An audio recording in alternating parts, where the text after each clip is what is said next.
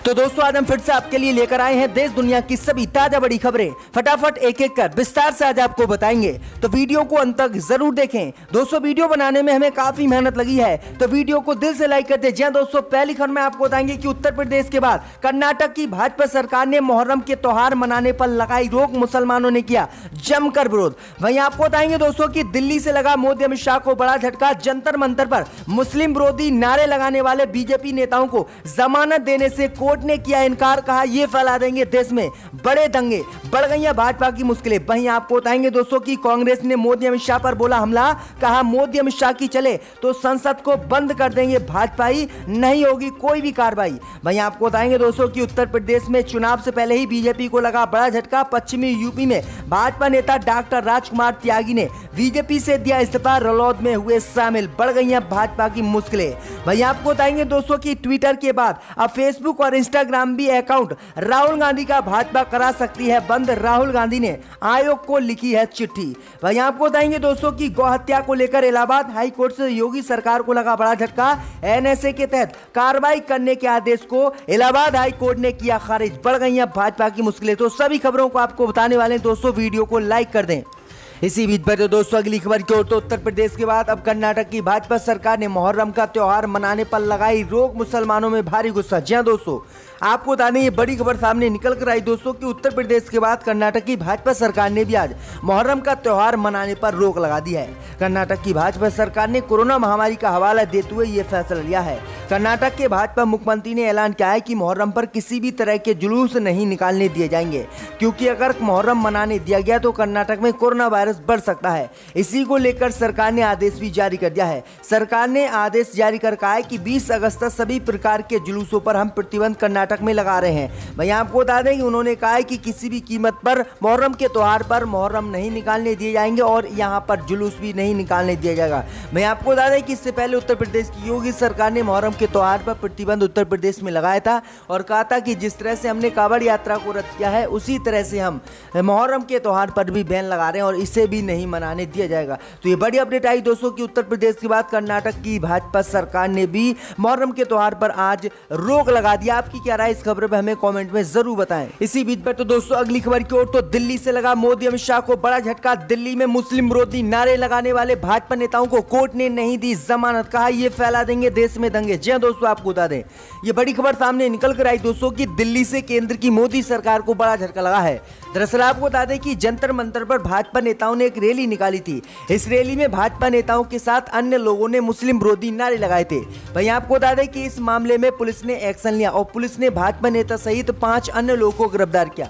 वहीं आपको बता दें कि ये अभी जेल में बंद है। इस बीच खबर सामने निकल कर आई दोस्तों कि इन सभी लोगों ने कोर्ट में याचिका डालकर जमानत मांगी थी, लेकिन कोर्ट ने इस मामले पर सुनवाई करते हुए बीजेपी को झटका देते हुए इन बीजेपी नेताओं को जमानत देने से साफ इनकार कर दिया है और कोर्ट ने टिप्पणी की है कि ये नेता देश में दंगे हिंदू मुस्लिम के फैला सकते हैं और स्थिति खराब कर सकते हैं, इसलिए इन लोगों को बाहर नहीं बल्कि जेल में ही रहना चाहिए। तो ये बड़ी अपडेट आई दोस्तों कि कोर्ट से बड़ा झटका बीजेपी को आज लगा है। कोर्ट ने भाजपा नेताओं को जमानत देने से इनकार कर दिया, क्योंकि आपको बता दें कि जब दिल्ली में हिंसा हुई थी तब भी मुस्लिम विरोधी नारे लगाए गए थे, लेकिन तब कोर्ट ने इन लोगों को जमानत दे दी थी, लेकिन अब कोर्ट ने जमानत देने से साफ इनकार कर दिया है। इसी बीच पर तो दोस्तों अगली खबर की ओर, तो कांग्रेस नेता पी चिदंबरम ने मोदी अमित शाह पर साधा निशाना, कहा अगर मोदी अमित शाह की चले तो संसद को ही ये बंद कर देंगे। जी हां दोस्तों, आपको बता दें ये बड़ी खबर सामने निकल कर आई दोस्तों कि कांग्रेस के वरिष्ठ नेता और पूर्व केंद्रीय मंत्री पी चिदंबरम ने प्रधानमंत्री नरेंद्र मोदी और गृह मंत्री अमित शाह पर बड़ा हमला बोला है। उन्होंने गृह मंत्री अमित शाह और प्रधानमंत्री मोदी पर संसदीय परंपराओं की फिक्र नहीं करने के आरोप लगाए हैं। जी दोस्तों, आपको बता दें कि कांग्रेस नेता पी चिदंबरम ने कहा है कि प्रधानमंत्री मोदी और अमित शाह की अगर देश में चले तो मोदी अमित शाह संसद को भी बंद कर देंगे और फिर जो उनके मन में आएगा वो फैसला देश में थोपेंगे। तो ये बड़ी अपडेट आई दोस्तों, बड़े आरोप जो है पी चिदंबरम ने आज लगाए हैं। इसी बीच पर तो दोस्तों अगली खबर की ओर, तो उत्तर प्रदेश में चुनाव से पहले भाजपा को लगा बड़ा झटका। पश्चिमी यूपी में भाजपा नेता राजकुमार त्यागी ने दिया इस्तीफा, रलौद में हुए शामिल। जी हां दोस्तों, आपको बता दें कि पश्चिमी उत्तर प्रदेश में शुक्रवार को भाजपा को तगड़ा झटका लगा है। भाजपा पश्चिमी क्षेत्र के 3 बार अध्यक्ष और 2 बार एमएलसी रहे डॉक्टर राजकुमार त्यागी ने भाजपा छोड़कर राष्ट्रीय लोक दल का दामन थाम लिया है। उन्हें दिल्ली में जयंत चौधरी ने रलोद की सदस्यता ग्रहण कराई है, जिसके बाद बीजेपी को बड़ा झटका लगा है। वहीं आपको बता दें कि उन्होंने कहा है कि मैं बीजेपी से इसलिए नाराज हूं क्योंकि बीजेपी किसान विरोधी है और किसानों की बात नहीं सुन रही है। किसानों के कारण ही मैं भाजपा को छोड़ रहा हूं और रलोद में शामिल हो रहा हूं। तो ये बड़ी अपडेट आई दोस्तों कि किसान आंदोलन का असर उत्तर प्रदेश में चुनाव से पहले ही पश्चिमी यूपी में दिखने लगा है। लोग जो है पार्टी को छोड़ने लगे हैं। तो ये बड़ा झटका लगा है कि इतने बड़े नेता ने उत्तर प्रदेश में चुनाव से पहले ही भाजपा को छोड़ दिया है। तो ये बड़ी अपडेट आ रही है, आपकी क्या राय है? अब ऐसा लगता है कि उत्तर प्रदेश में भाजपा का सुपड़ा साफ 2022 में हो जाएगा। इसी बीच पर तो दोस्तों अगली खबर की ओर, तो अब इंदिरा गांधी नहर का भी नाम बदलने की हो रही है मांग। सरकार की बड़ी मुश्किलें। जी दोस्तों, आपको बता दें कि राजीव गांधी खेल रत्न सम्मान का नाम बदलकर जैसे ही ध्यानचंद खेल रत्न सम्मान किया गया, अब अन्य ऐतिहासिक घरों का नाम भी बदलने की मांग देश में शुरू हो गई है। भारतीय जन महासभा ने अब श्री गंगानगर स्थित गंगा नहर, जिसका नाम अचानक सन 1984 में इंदिरा गांधी नहर रख दिया गया था, अब इसका नाम फिर से बदलने की मांग उठने लगी है। भारतीय जन महासभा के राष्ट्रीय अध्यक्ष धर्मचंद्र पोद्दार ने बताया है कि गंगा नहर, जिसे बीकानेर के महाराजा गंगा सिंह जी ने बनवाया था, इनका नाम अचानक सन 1984 में इंदिरा गांधी नहर कर दिया गया था। ये दुखद है, इसलिए इसका नाम फिर से महाराजा गंगा नहर होना चाहिए। वहीं आपको बता दें कि अब प्रधानमंत्री मोदी की भी मुश्किलें बढ़ गई, क्योंकि प्रधानमंत्री मोदी के नाम से जो स्टेडियम बना है मोदी स्टेडियम, इसका नाम बदलने की भी कांग्रेस सहित देश के अन्य नेताओं ने मांग की है। तो भाजपा की मुश्किलें बढ़ गई। अगर कांग्रेस इंदिरा गांधी का ये नाम अगर गंगा से हटता है तो प्रधानमंत्री मोदी के नाम से बना स्टेडियम का नाम भी बदला जाएगा और मोदी स्टेडियम का नाम कुछ और रखा जाएगा। तो ये बड़ी अपडेट आ रही दोस्तों। इसी बीच पर तो दोस्तों अगली खबर की ओर, तो भारत समेत कई देशों ने दी चेतावनी, अफगानिस्तान में जबरन बनी सरकार तो नहीं देंगे मान्यता। जी दोस्तों, आपको बता दें कि भारत, जर्मनी, कतर, तुर्की और कई अन्य देशों ने फिर से दोहराया है कि अफगानिस्तान में जबरन बंदूक के दम पर बनी किसी भी सरकार को वे मान्यता नहीं देंगे। साथ ही सभी ने युद्ध संकट में फंसे अफगानिस्तान में हिंसा और हमलों को तत्काल रोकने की अपील भी की है। दोहा में अफगानिस्तान पर 2 अलग अलग बैठकों के बाद शुक्रवार को कतर की तरफ से कहा गया है कि बैठकों में हिस्सा लेने वाले देशों ने अफगान शांति प्रक्रिया को सर्वोच्च महत्व का मुद्दा मानते हुए इसे तत्काल तेज किए जाने की जरूरत बताया है। वहीं आपको बता दें कि कतर सहित भारत, तुर्की और जर्मनी के विदेश मंत्रियों ने ऐलान किया है कि अगर अफगानिस्तान में तालिबान ने जबरन सरकार बनाई तो किसी भी कीमत पर इसे मान्यता नहीं दी जाएगी और हम इसे फिर सरकार नहीं मानेंगे, इसे एक चरमपंथी गुप्त मानेंगे जिस पर हम कभी भी कार्रवाई कर सकते हैं। तो ये बड़ी अपडेट आई दोस्तों, क्योंकि तालिबान ने लगभग पूरे अफगानिस्तान पर ही कब्जा कर लिया है और जल्दी अफगानिस्तान के राष्ट्रपति अशरफ गनी राष्ट्रपति पद से इस्तीफा दे सकते हैं और सरकार वहां पर गिर सकती है। इसी बीच पर दोस्तों अगली खबर की ओर, तो डॉक्टर कफील खान पर सख्त हुई योगी सरकार, एक और मामले में किया निलंबित। जी दोस्तों, आपको बता दें ये बड़ी खबर सामने निकल कर आई दोस्तों कि उत्तर प्रदेश की योगी सरकार ने